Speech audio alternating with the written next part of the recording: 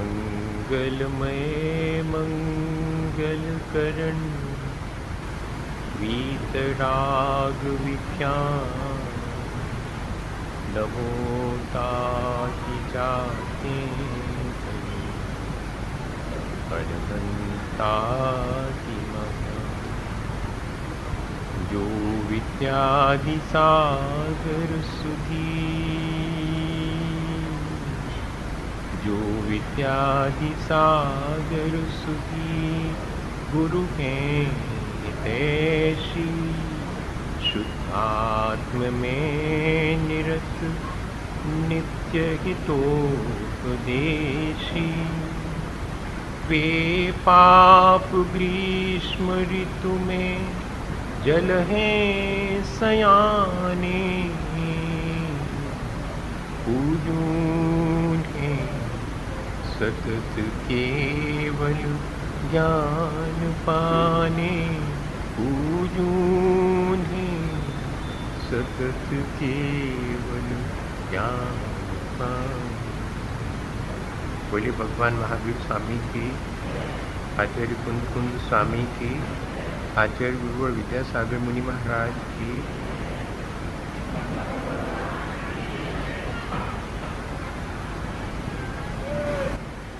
हम सभी लोग हमेशा की तरह आज भी कुछ बातें अपने शेष रहे जीवन को कैसे अच्छा बनाएं, इस पर विचार कर लें। हमारे जीवन में दुख हैं, लेकिन हम उन दुखों को सहर्ष स्वीकार नहीं कर पाते। उन दुखों का कोई ना कोई कारण है, लेकिन वो कारण हम बाहर कहीं खोजते हैं। सुख की भी अवस्था है, लेकिन हमारी अज्ञानता से हम भौतिक सुखों में ही सुख मान लेते हैं। और इतना ही नहीं, उसी आसक्ति और अज्ञान में अपने जीवन को व्यतीत कर लेते हैं। हमारी कमजोरी है। हम विचार करें कि इस कमजोरी को हम कैसे दूर करें। एक बार कुछ लोग नौका विहार के लिए नदी किनारे पहुंचे। युवक थे। युवक के भीतर अगर जोश है तो अपन मानते हैं कि बहुत अच्छा है, बहुत उत्साह है। लेकिन यदि उसके साथ होश ना हो तो उनका जोश भी उनके काम नहीं आता, न उनका कल्याण कर पाता है, न उनके माध्यम से किसी और का कल्याण हो पाता है। दोनों चीज़ें चाहिए। उन युवाओं के मन में नाव में बैठने का, घूमने का, आनंद लेने का तो मन था कि कैसे हम उस आनंद को ले सकते हैं। उन्होंने अपने ज्ञान से सोचा कि मल्लाह साथ में रहेगा तो उतना मज़ा नहीं आएगा, अपन तो खुद ही चप्पू चला करके नाव खेंगे, मज़ा आएगा। तो उन्होंने नाविक को समझाया कि देखो, तुम हमसे पैसे ले लेना और हमें नाव दे दो, हम नाव में घूम करके तुम्हें वापस दे देंगे नाव। तो नाविक ने कहा कि भाई ठीक है, अगर तुम लोग ऐसा कह रहे हो, पर हम ये कह देते हैं कि जरा संभल करके अपनी नाव खेना। अरे बोले, इसमें क्या बात है, हम तो बहुत समझदार हैं। ये जो एक झगड़ा अपन लोगों के साथ लगा हुआ है अनादिकाल से कि मैं तो सब चीज़ें जानता हूँ, ज़रूरी नहीं है भैया कि हम संसार में जितनी चीज़ें हैं वो सब जानते हों। लेकिन क्या करें, हमारा अहंकार, हमारी कषाएं, हमारा अज्ञान हमें प्रेरित करता है इस प्रकार का विचार करने के लिए। उन्होंने भी प्रेरित होकर के नाविक को जैसे तैसे समझा बुझा करके उससे नाव ले ली, चले साहब। नाव में बैठे, नाव में पतवार खेने के लिए भी कुछ युवाओं ने उत्साह से पतवार खेना शुरू की और खूब एंजॉय किया जितना वो कर सकते थे। लेकिन मजा ये था कि एंजॉय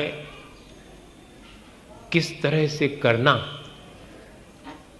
वर्तमान में इसकी भी बड़ी अज्ञानता है। सो उन्होंने खाने पीने की सामग्री रख रखी थी, खूब खाई और पी। आप समझ गए कि क्या खाया होगा और क्या पिया होगा। दो ही चीजें हैं भैया, खाने की और पीने की। पहले तो ऐसा ही कहा जाता था कि पी रहे हैं, कोई पानी पीने को पीना नहीं कहता था, है? अब एक तो वैसे ही मोह का नशा और दूसरे और ऊपर से नशा कर लिया तो बेभान हो गए। एक तो अज्ञान और दूसरा अगर कोई ज्ञान की बातें बताए तो उससे स्वीकार नहीं है, तो और अधिक अज्ञान की तरफ बढ़ने का ही अवसर आएगा। या फिर ज्ञान की कुछ बातें सीख करके अपने आप को ज्ञानी मानने का भ्रम, यही है अपने दुख का कारण कि हम अज्ञानी तो हैं, लेकिन ज्ञान की कुछ बातें दोहरा करके हम अपने आप को ज्ञानी समझने लगते हैं। और या फिर कोई अगर ज्ञान की बात करता है तो अपन को रुचिकर ही नहीं लगती अपने अज्ञान की वजह से। ये दोनों ही चीजें अपने संसार का कारण बन जाती हैं और अपन समझ नहीं पाते हैं कि इतना सब कुछ तो कर रहे हैं, लेकिन मेरे जीवन में सुख और शांति क्यों नहीं मिल रही। नहीं मिली क्योंकि प्रॉपर डायरेक्शन में अपन ने कोई प्रयास नहीं किया, डायरेक्शन ही चूज नहीं की। सुबह जब थोड़ी सी रोशनी हुई, सारी रात चप्पू चलाते रहे, नाव खेते रहे और सोचते रहे कि नाव के नदी में विहार करके मैंने बहुत आनंद ले लिया। जब थोड़ा सा उनका नशा उतरा, सुबह की रोशनी में उन्हें दिखाई पड़ा कि किनारा तो यहीं पर है, तो अपन नाव में ही बैठे किनारे पर ही, घूमे कहां। अरे ये तो गड़बड़ हो गई। एक ने जाकर के किनारे पर कहा कि अरे अपन लोग ने तो भ्रम में ही चप्पू चलाते रहे, पतवार चलाते रहे। क्या बात हुई, इतना सब कुछ सारी रात हमने चप्पू चलाई फिर भी कहीं नहीं पहुंचे, वहीं के वहीं। तो नाविक खड़ा हुआ वहीं पर मुस्कुरा रहा था कि हमारा क्या फर्क पड़ता, तुम ही ने कहा था इसलिए तुम अपनी जिस से गए, ले आओ पैसा, है कि नहीं, हमें तो पैसे से मतलब। जब लोगों ने पूछा नाविक से कि भाई आखिर हुआ क्या इसमें, तुम्हारी कैसी नाव थी, हमने इतनी उसको चलाई लेकिन हम तो वहीं के वहीं खड़े। भैया गलती थोड़ी सी है कि नाव में जो किनारे पर रस्सी बंधी थी, जिससे नाव बंधी थी, वो तो तुमने खोली ही नहीं। अब बताओ तो कैसे नाव नदी में विहार करेगी।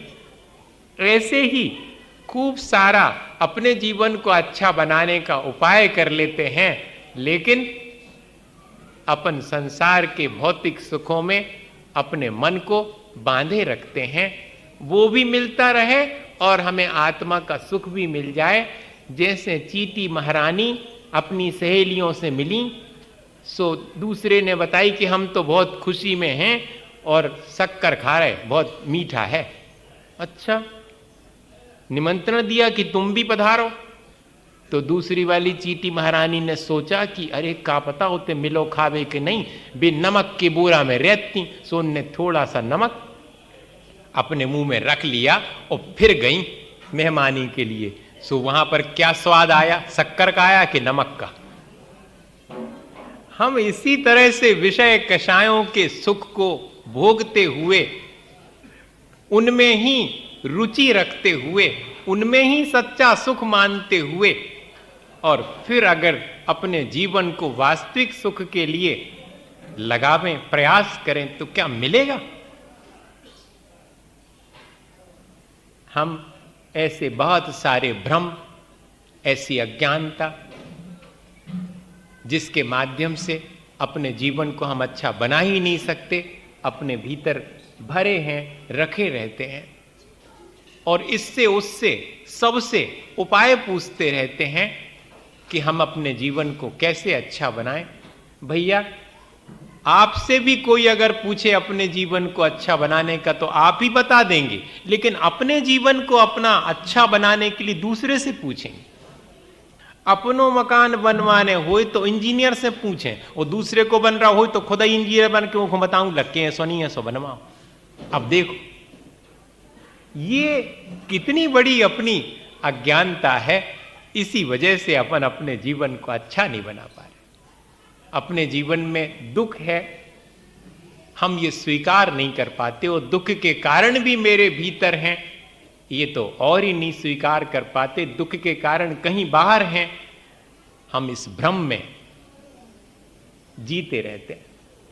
न सुख कहीं बाहर है, न दुख कहीं बाहर है। ये तो कर्माश्रित हैं। जब कर्म का उदय आता है तब सुख और दुख मुझे प्राप्त होते हैं। मैं उनको फील करता हूं कि अभी सुख का समय चल रहा है, अभी दुख का समय चल रहा है। लेकिन उस सुख दुख के एहसास के साथ अपन फलाने ने हमें सुख पहुंचाया ऐसा भाव रख लेते हैं और अपना हितैषी मान लेते हैं। और इस व्यक्ति ने तो मुझे दुख पहुंचाया, ये तो मेरा शत्रु है, और ऐसे करके शत्रु और मित्रता के सैकड़ों संबंध बना लेते हैं। बताइए, करते हैं ऐसे ही कि नहीं करते? और निरंतर इस अज्ञानता की वजह से और दुख पाते रहते हैं। हमें दुख भी सुख जैसा लगने लगता है। मजा तो ये है, अगर दुख वास्तव में दुख लगता होता तो छोड़ नहीं दिया होता अपन ने, दुख का कारण छोड़ दिया होता जिससे कि मुझे दुख मिल रहा है। हाथ में अगर गर्म चीज आ जावे तो विचार करने के लिए गोष्ठी बिठालते हैं कि जरा विचार करना है कि जी हाथ में जो चीज है वह कहां फेंकें, फेंके कि नहीं फेंके। 4 लोगों से पूछ लेवे कि संसार छोड़े कि न छोड़े। भैया, अगर हाथ में गर्म चीज आई है तो किसी से पूछने की आवश्यकता नहीं पड़ती और हाथ छूट जाता है, चीज वहीं के वहीं गिर जाती है। क्यों? हमें खुद एहसास हो गया।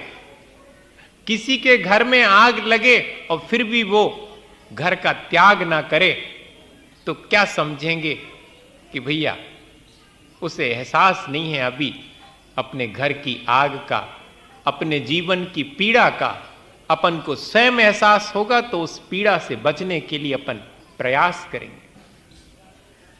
लेकिन क्या करें, जेल में रहने वाला बहुत पुराना कैदी नए वाले कैदी को क्या मानता है?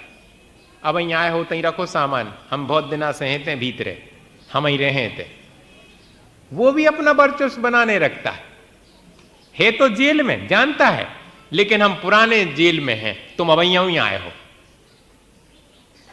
अपन तो अनादिकाल से जेल में हैं, लेकिन ये एहसास अपने को नहीं हो पाता और अपन उसी में अहंकार कर लेते हैं कि मैं पुराना हूं। इस संसार में तो अपन सभी जीव अनादिकाल से हैं, सो सब पुराने ही हैं। अपने को क्या उपाय करना चाहिए जिससे कि इस संसार से अपन मुक्त हो सके? सो दुख से बचने का उपाय भी है, लेकिन जब तक डायग्नोस प्रॉपर ना हो तो ट्रीटमेंट कैसे होगा? हम पहले ये तो जान लें कि दुख का मेरे उपाय क्या है। सिर में दर्द होता है, रात में शायद ठीक से गर्दन टेढ़ी हो गई होगी सोने में, इसलिए सिर दर्द हो रहा, ऐसा सोच लेते हैं। या फिर और भी कोई उपाय और भी कोई कारण अपन खोज लेते हैं कि शायद ठीक से पेट साफ नहीं हुआ इसलिए सिर दर्द हो रहा होगा, जरा डॉक्टर को दिखा दे। दुनिया भर के बाह्य कारण पर अपन विचार कर लेते हैं, लेकिन मेरे सिर में दर्द मेरे असाता कर्मों के उदय से है, ये ध्यान नहीं, कर्मों के उदय से है, ये ध्यान नहीं जाता। बताइए, उस असाता कर्म को कैसे दूर करूं? ये ध्यान नहीं जाने की वजह से अपन बाह्य कारणों में ही और उसका समाधान ढूंढते हैं। मंदिर छोड़ करके, पहले नंबर धर्म ध्यान छोड़ करके और उन बाह्य कारणों के उपचार के लिए दौड़ते हैं, लेकिन भीतर तो धरा हुआ है असाता वेदनी। कितने भी बाह्य उपचार कर लें अपन, लेकिन जब तक असाता का उदय है, कैसे वो उपचार कारगर होंगे? ऐसा विचार अपने भीतर नहीं आता। होना तो ये चाहिए कि अगर दुख मिला है मुझे, तो उस दुख का कारण कहीं बाहर नहीं है, किसी और की वजह से नहीं मिला है, मेरे ही भीतर है। मैं उस कर्म को काटने के लिए जो उपाय है वो करूं, किसी की कृपा से वो दूर नहीं होने वाला। भगवान महावीर स्वामी भी आ जाएं, जिनके प्रति हमारी अगाध श्रद्धा है, जिनको हम मानते हैं, सो भैया वे भी अपने कर्म काट सकते हैं, दूसरे के कैसे काटें? उपाय बता सकते हैं कि सम्यक दर्शन ज्ञान चरित्र के मार्ग पर चलो तो तुम अपने कर्मों से मुक्त हो सकते हो। हम सिर्फ उपाय बता सकते हैं, लेकिन तुम्हारे बांधे कर्मों को हम नष्ट नहीं कर सकते। हमारी भी सामर्थ्य नहीं है। इतनी सामर्थ्य अवश्य है कि तुम्हें उपाय बता सकते, जिस उपाय से हमने अपने कर्म काटे हैं। लेकिन अगर दुख मिलता है तो बाह्य कारणों पर अपना ध्यान चला जाता है और उसी को दोषी ठहरा करके अपन संक्लेशित होकर के और कर्म बंद कर लेते हैं। या कि किसी ने अगर उपकार किया अपना,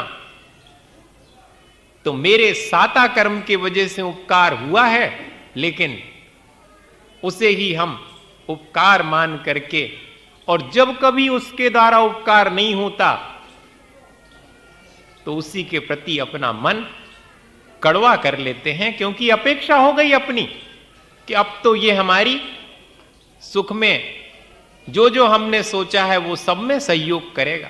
भाई मेरे पुण्य का उदय होगा तो करेगा, उन्हें पुण्य का उदय होगा तो काय को करेगा, सगा भाई भी होगा तो नहीं करेगा। मेरे पुण्य के उदय से मुझे सुख दुख मिले हुए हैं, सुख मिला हुआ है, और पुण्य पाप के उदय से मुझे दुख की प्राप्ति हुई है। ना मुझे किसी और ने दुखी किया है। मैं समता भाव रख करके दूसरे के बारे में अपने परिणाम कलुषित ना करूं। और अगर मैं ये मानता हूं कि किसी के द्वारा मुझे सुख प्राप्त हुआ है, तो ये मेरी मिथ्या धारणा है, मेरे साता कर्मों से प्राप्त हुआ है। सामने वाला निमित्त अवश्य बना है, इसलिए मैं उसके उपकार को कभी भूलूंगा नहीं, और ऐसा ही उपकार करने दूसरे के प्रति भी तत्पर रहूंगा। मैं भी दूसरे के सुखों में निमित्त बनने का प्रयास करूंगा, यही उसका उपकार है। ऐसा विचार आता नहीं, आता तो खोटा ही है। भैया एक बेटा था किसी के घर में, और एक ही था, सो बड़ा प्रेम भी था, लेकिन कई बार अधिक प्रेम भी खतरनाक हो जाता, बहुत अपेक्षाएं हो जाती। सो उसके पिताजी उस बेटे से बहुत सी अपेक्षाएं रखते थे, और उनका सोच जो है वो नेगेटिव ही था। दृष्टि अगर ठीक ठीक ना हो, निर्मल ना हो, तो यही स्थिति बनती है। और जब वो बहुत अच्छे कपड़े पहन करके दुकान जाता, तो कहते कि देखो हम कमा कमा के मरे जा रहे, भैया साहब ज्यादा बने घूम रहे। अब बताओ। और जब वो सुन करके सोचता कि ठीक तो कह रहे पिताजी, इतना कमा के और हमें इतना बढ़िया खिला पिला रहे हैं, तो हमें ज्यादा हाई फाई नहीं रखना चाहिए, अपने सामान्य रूप से जीना चाहिए। सो कोनो डरे हुए कपड़ा से उठा उठू गए वही पहन लो, चले दुकान। तो दुकान पे अगर थोड़े खराब कपड़ा पहन के जाएं तो क्या कहती, अबे कौन हम मर गए हैं, हम कमा रहे हैं, अबे अच्छी तो पहन लो हमारे सामने। तो अब बताओ, ने ये में राजी ने वो में राजी। अच्छे पहनो तो तकलीफ है और बुरे पहनो तो तकलीफ है। भैया इस तरह का सोच ही अगर अपन रखेंगे तो अच्छे में भी अपन अच्छा क्या है ये नहीं देख पाएंगे और कभी भी उपाय अपने सुख का नहीं कर पाएंगे। सुख के उपाय अगर अपन करना चाहें तो पहला उपाय तो यही है कि अपनी अप्रोच पॉजिटिव हो, अपनी दृष्टि निर्मल हो, ठीक ठीक देख सकें, गलत ना देखें। गलत है वहां पर, क्योंकि हम में से कोई भी यहां पर अच्छे और बुरे के भाव से पृथक नहीं है। अच्छे भाव तो सिर्फ शुद्ध भाव तो भगवान के हैं, अनंत और सिद्ध अवस्था में प्राप्त होने के बाद ही अपन को प्राप्त होंगे। अभी तो अपन अच्छाई और बुराई दोनों से समन्वित हैं। किसी के भीतर अच्छाइयां अधिक हैं, किसी के भीतर बुराइयां अधिक हैं। हमें क्या देखना है, हमें तो जो अच्छा है उसे ही देखना है। अगर ऐसी दृष्टि अपनी निर्मल हो जाए तो फिर अपने जीवन में कोई अपने को दुखी नहीं कर सकता। अपन तो हमेशा सुख में ही अपना जीवन व्यतीत करेंगे। तो सुख के उपाय में पहला उपाय यही है, और दूसरा है अनासक्ति, और तीसरा उपाय है आत्मविश्वास। ये तीनों चीजें अपने जीवन को अपन सुखी बना सकने के लिए उपयोग में ला सकते हैं। आसक्ति छोटी छोटी सी चीजों में है, सो भैया वहां से थोड़ी सी आसक्ति धर्म ध्यान में हो जाए, इतना सा काम करना है। थोड़ा सा समय मेरे आत्म कल्याण में भी मेरी आसक्ति हो, मेरा मन लगे, मेरी रुचि बने, ऐसा अपन निकाल लें। पंचेंद्रिय और मन के विषय तो मुझे आसक्त करते ही हैं, लेकिन कितनी बार उन सब के प्रति आसक्त होकर मैंने अपना संसार बढ़ाया है, अपने लिए ही दुख का इंतजाम किया है।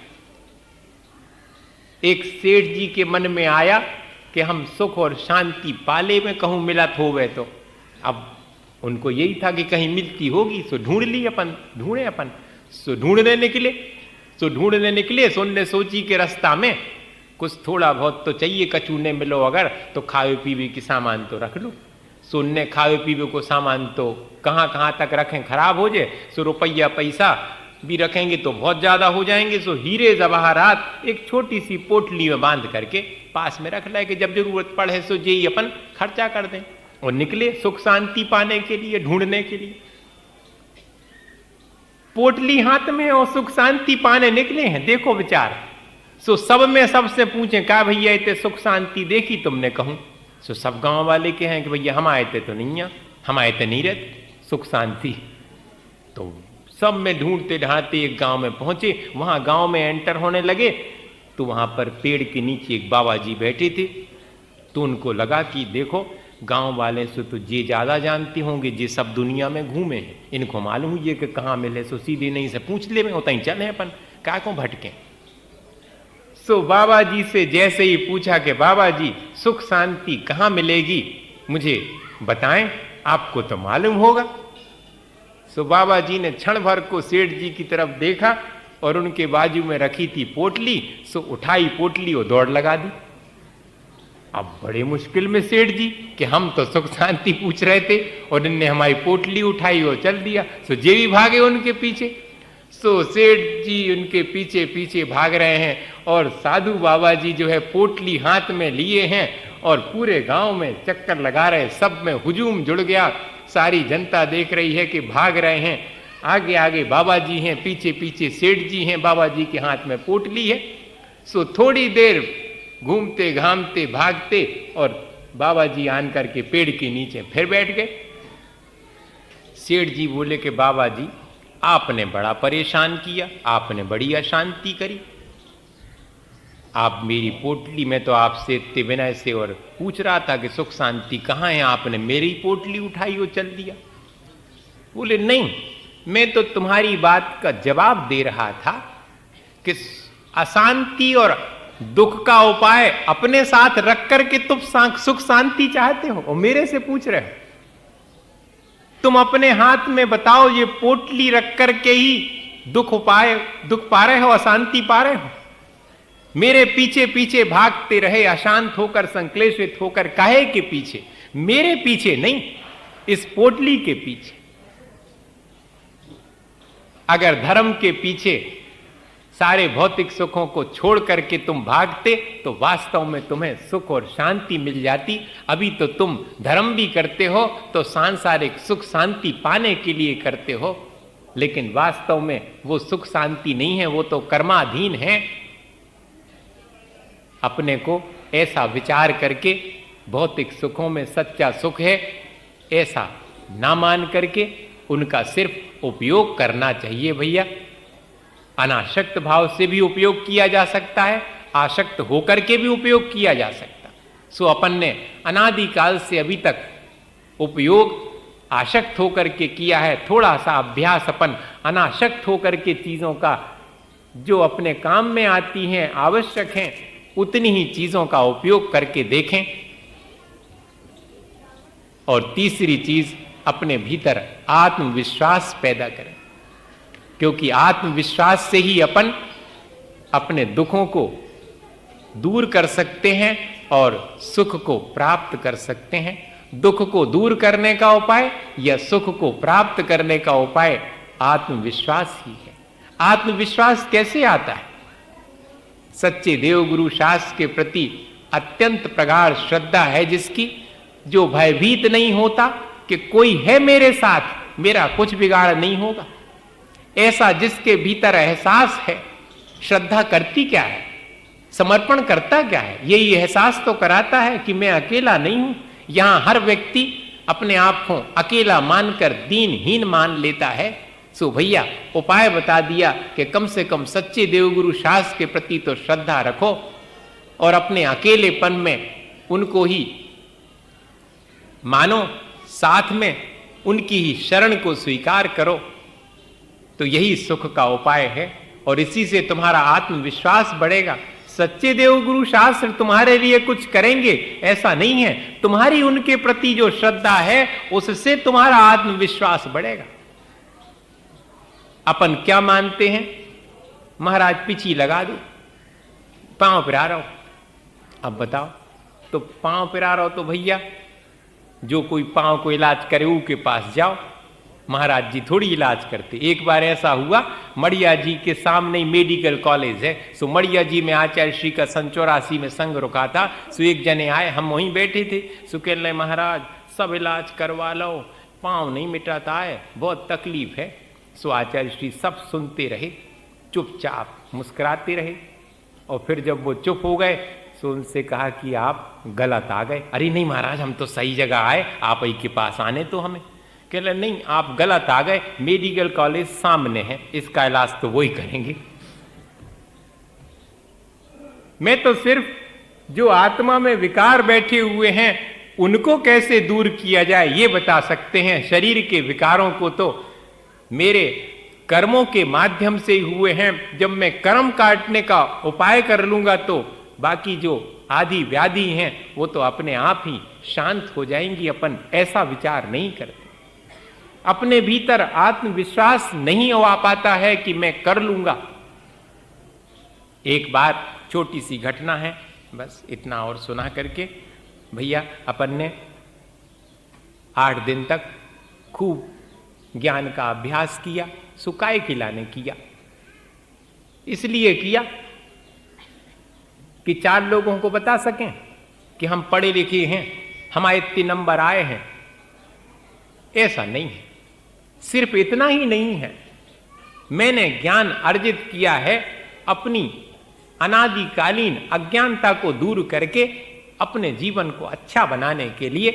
मैं अज्ञानता पूर्वक, अविवेक पूर्वक जो काम करता था, अब ज्ञान के माध्यम से मेरे विवेक जागृत हो जाने से मेरी क्रियाओं में समीचीनता आ गई। ऐसा भाव अपन को रखना चाहिए,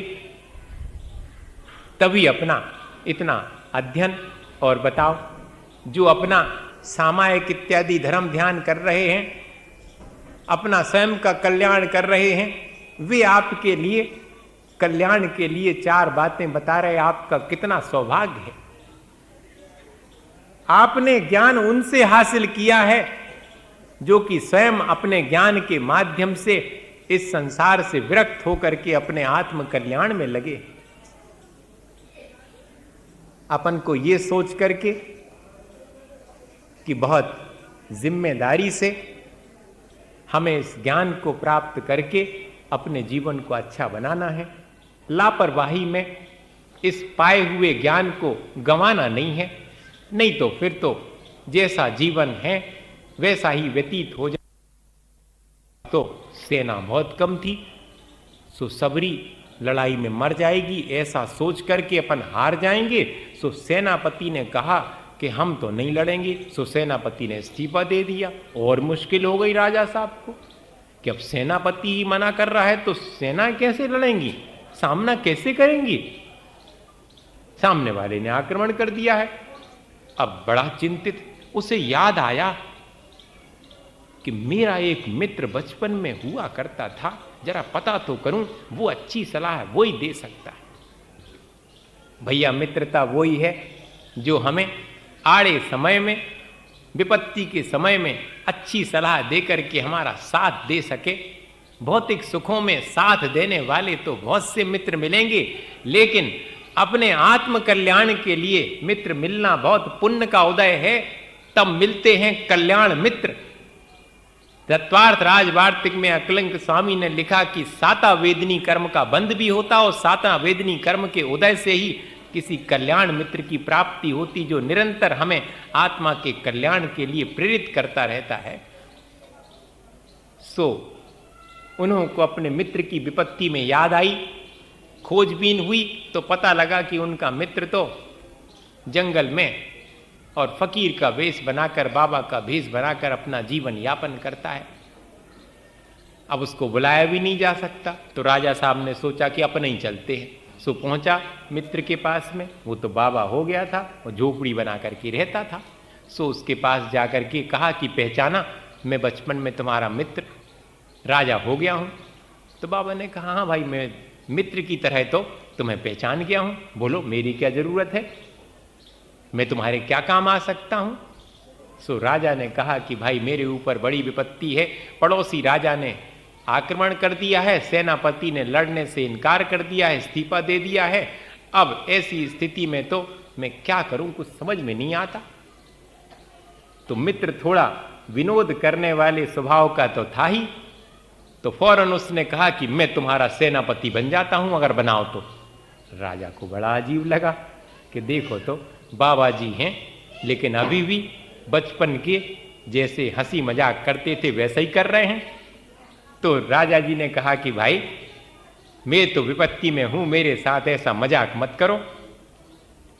तो उस बाबा ने, जो कि मित्र था, कहा कि इसको तुम मजाक मत मानो, अगर मुझे सेनापति बनाओ तो मैं लड़ सकता हूं, तुम्हारा इतना ही उपकार कर सकता हूं। राजा ने सोचा कि जब जिम्मेदारी से कह रहा है तो ठीक है, इसी को बना लेते हैं, सेनापति तो चाहिए, तो ठीक है हम तुम्हें सेनापति बना देते हैं। आया वो और सारी सेना इकट्ठी करके और चबूतरे पर खड़े होकर के कहा कि मैं नया सेनापति हूं और मैं तो लड़ने के लिए जा रहा हूं। मेरे राज्य पर, मेरे मित्र पर पड़ोसी देश ने हमला किया है, मैं उसका सामना करूंगा एक अकेले ही। तुम में से जो भी अगर तैयार हो वो मेरे साथ चले। अब सब सैनिक कहने लगे कि अरे इसमें क्या बात है, जब आप अकेले जा रहे तो हम भी चलेंगे साथ में। सो सब साथ हो गए।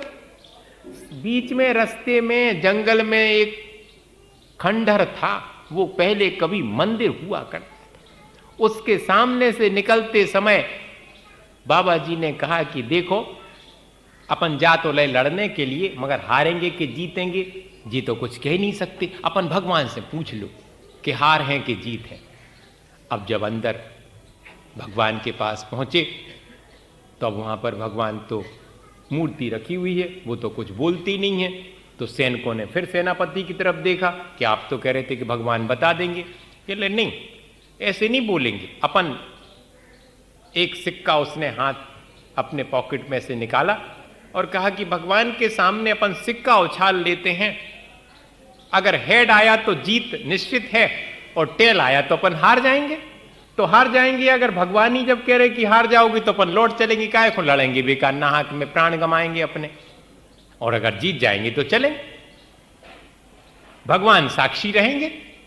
सो सिक्का जैसे ही उछाला, गिरना क्या था उसमें तो हेड गिरा और सेनापति ने सारी सेनाओं से कहा कि देखो भगवान भी कह रहे हैं, अब तो अपन को अपने ऊपर विश्वास हो ही जाना चाहिए कि जीतेंगे अपन। सब जीत के उत्साह से भर करके गए, थे तो कमती लेकिन पूरे पौरुष के साथ वहां पर युद्ध किया और वास्तव में उन्होंने जीत हासिल की। और वापस जब सेनापति के साथ लौटे उस बाबा के साथ, तो फिर उसी मंदिर के सामने से निकलना हुआ। तो सेनापति बने हुए बाबा ने कहा कि भैया देखो भगवान ने जीतने का अपन को भरोसा दिया था, सो जीत भी गए अपन उनको धन्यवाद तो दे चले। सो सब प्रसन्न हुए, कह ले हाँ बिल्कुल सही है। सो सारी सेनाएं हाथ जोड़े हुए खड़ी हैं कि भगवान आपकी कृपा से हम जीत गए। सेनापति ने कहा किसी की कृपा से नहीं जीते हैं, वास्तविकता जानना चाहते हो? निकाला उसने सिक्का और दोनों तरफ जब सैनिकों को बताया तो दोनों तरफ हेड ही था। कैसे ही भी गिरे हेड ही गिरेगा, जीत ही मेरे आत्मविश्वास से मैं जीता हूं या कि किसी की कृपा से जीता हूं, वो तो सिर्फ निमित्त है कि जिसने मेरी विशुद्धि, मेरे आत्मविश्वास में अपना सहारा दिया, बस इतना ही है। भैया सच्चे देवगुरु शास्त्र के सहारे से अपन को अपने भीतर आत्मविश्वास पैदा करके और अपने कर्मों को जीतने का प्रयास करना चाहिए, तभी अपन अपने जीवन को अच्छा बना पाएंगे। इसी भावना के साथ कि अपन कर्मों को जीत कर अपने जीवन को अच्छा बनाएं। साथ महावीर स्वामी की